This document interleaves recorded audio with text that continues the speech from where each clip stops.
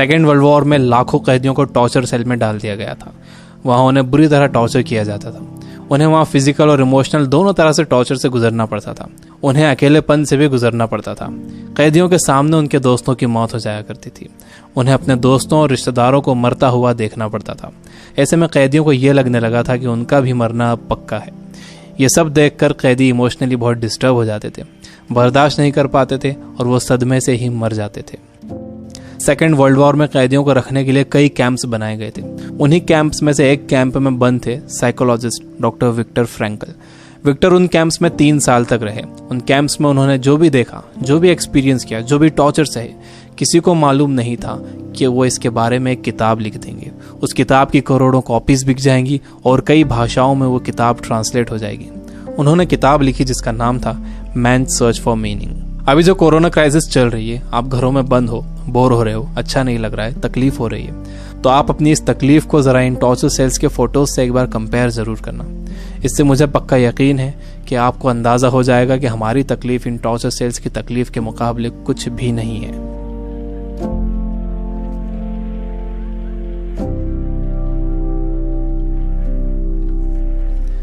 जब विक्टर को इन कैंप्स में डाला गया तो उनके साथ उनकी फैमिली भी थी, लेकिन सब के सब धीरे धीरे मरते गए। विक्टर एक इंसिडेंट बताते हैं। उनके साथ एक कैदी था। उसने फरवरी महीने के आखिर में एक सपना देखा।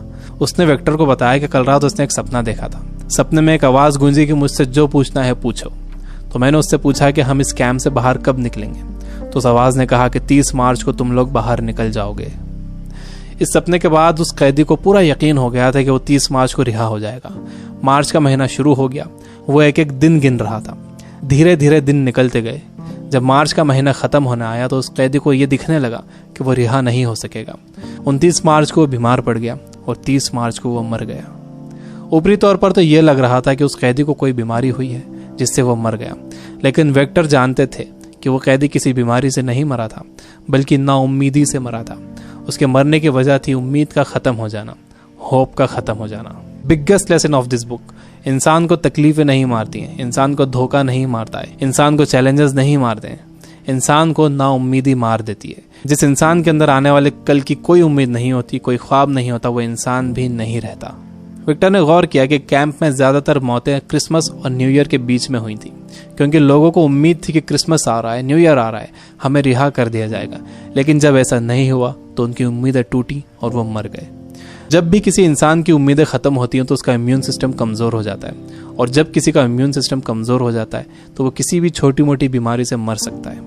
यानी पहले उम्मीदें खत्म होती हैं, उससे इम्यून सिस्टम कमजोर होता है, उसके बाद वो बीमारी ताकतवर हो जाती है। दूसरी चीज विक्टर ये बताते हैं कि आपके पास जिंदा रहने के लिए एक बड़ा सपना होना चाहिए, एक लॉन्ग टर्म गोल होना चाहिए।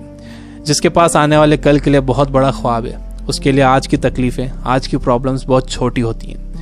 जब किसी का बिलीफ बड़ा होता है, किसी का कॉन्फिडेंस बड़ा होता है, किसी का सपना बड़ा होता है, किसी का कमिटमेंट बड़ा होता है, तो उसके सामने आने वाली क्राइसिस, प्रॉब्लम्स, तकलीफें सब छोटी हो जाती हैं। हम कोरोना वायरस की क्राइसिस से घर में रहकर मुकाबला कर सकते हैं। आपको अपनी सुरक्षा करना है, लेकिन इससे घबराना नहीं है। आपको अपनी उम्मीद को खत्म नहीं होने देना है। विक्टर कहते हैं कि जब कोई प्रॉब्लम या बीमारी आती है तो आपकी बॉडी कमजोर पड़ जाती है, लेकिन आपका माइंड बहुत पावरफुल है। आपको इसे कमजोर नहीं पड़ने देना है। आप रोज टीवी देख रहे हो, आप बुरी न्यूज सुन रहे हो कि इतने मरे, इतने बचे, इतने सीरियस, यह आपको मेंटली वीक बना देगा। आप मेंटली वीक हो जाओगे तो आपका इम्यून सिस्टम भी कमजोर हो जाएगा, जिससे आपका बीमार होने का खतरा बढ़ जाएगा। विक्टर कहते हैं कि वो 3 साल इन कैंप्स में इसलिए जिंदा रह पाए क्योंकि उनके पास कल के लिए बड़े सपने थे, विल पावर थी, उन्हें ये किताब लिखना थी। तो वो सारी प्रॉब्लम्स, सारी तकलीफें उनके सपनों और इरादों के आगे छोटी पड़ गईं और वो इन सब से बाहर निकल गए। तीसरी चीज जो विक्टर ने ऑब्जर्व की थी वो ये कि जब इंसान के सामने कोई प्रॉब्लम आती है तो वो उसे कैसा मीनिंग देता है। वो उसे पॉजिटिव मीनिंग देता है या नेगेटिव मीनिंग देता है। जैसा भी आप उसे मीनिंग देते हो, ये मीनिंग ही उस प्रॉब्लम को आपके लिए मुश्किल या आसान बनाता है। आपका मीनिंग उस प्रॉब्लम को या तो और बढ़ा देगा या उसे खत्म कर देगा। फॉर एग्जाम्पल, आप कहीं जाने के लिए घर से बाहर निकलते हो और आप देखते हो कि आपकी गाड़ी का टायर पंचर है। अब आपको बहुत गुस्सा आ जाता है। आपको लगता है कि क्या इसे अभी पंचर होना था, या आप ही के साथ क्यों हुआ, पूरा मूड खराब हो गया। आपने इसे दे दिया नेगेटिव मीनिंग। आपके पास एक और ऑप्शन था। आप सोच सकते थे कि हो सकता है कुदरत आपको वहां जाने से रोक रही हो सकता है कि आप किसी बड़े एक्सीडेंट से बच गए हों इसकी वजह से। अगर तेज स्पीड में गाड़ी का टायर पंचर हो जाता तो एक्सीडेंट हो सकता था। अच्छा हुआ कि निकलने से पहले ही आपको टायर पंचर मिला। ये है पॉजिटिव मीनिंग। इंसान यूजुअली नेगेटिव ही सोचता है और इस नेगेटिव सोचने की वजह से हम हर चीज का नेगेटिव साइड ही देखते हैं, उसका पॉजिटिव साइड नहीं देखते। जैसे कोरोना क्राइसिस में जितना टाइम आपने फैमिली को दिया है, क्या आपने कभी पहले इतना टाइम दिया है? मेरे कुछ दोस्त जो किताबों से बिल्कुल दूर थे, उन्होंने बुक्स पढ़ना शुरू कर दिए, वो रीडिंग हैबिट बना रहे हैं। अगर कोरोना क्राइसिस ना होता तो क्या ऐसा होता था? जितना मैं इन दिनों पढ़ रहा हूँ, पहले इतना कभी नहीं पढ़ता था। जितनी सफाई लोगों ने रखनी शुरू कर दी है, पहले कभी नहीं रखते थे। बार बार हाथ धो रहे हैं, अच्छी तरह हाथ धो रहे हैं, सोशल डिस्टेंस मेंटेन कर रहे हैं, किसी लाइन में लगे हुए हैं तो दूर दूर खड़े हो रहे हैं। आसमान साफ नजर आ रहा है, हवा साफ हो गई है, समंदर का पानी साफ हो गया है। ऐसा लग रहा है कि नेचर ने जैसे रिसेट बटन दबा दिया।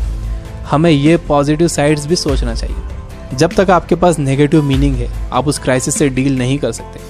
हर प्रॉब्लम उसके साथ एक इक्वल अपॉर्चुनिटी भी लेकर आती है। दुनिया जब से बनी है तब से अब तक उसमें प्रॉब्लम्स ही प्रॉब्लम्स है। अगर ये प्रॉब्लम्स नहीं होती तो हम यहाँ तक ग्रो नहीं कर पाते। सबसे लास्ट में विक्टर कहते हैं कि आपसे सब कुछ छीना जा सकता है, आपकी धन दौलत, घर, गाड़ी, बीवी, बच्चे, माँ बाप, दोस्त, सेहत, लेकिन एक चीज़ नहीं छीनी जा सकती, वो है आपकी पावर ऑफ डिसीजन। आपसे फैसला करने की ताकत कोई नहीं छीन सकता।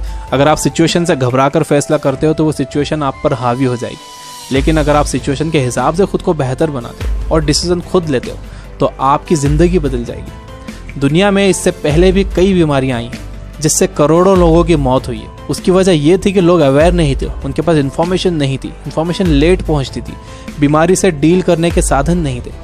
लेकिन आज का वक्त सबसे अच्छा वक्त है। हमारे पास इन्फॉर्मेशन बहुत तेज़ी से पहुंचती है, हमारे पास साधन है। मुझे पूरा यकीन है कि आगे और भी अच्छा वक्त आने वाला है और मैं आपको उम्मीद दिलाता हूँ कि आगे सच में बहुत अच्छा वक्त आने वाला है। You guys are amazing. Keep reading, keep learning, keep growing. Thank you for watching.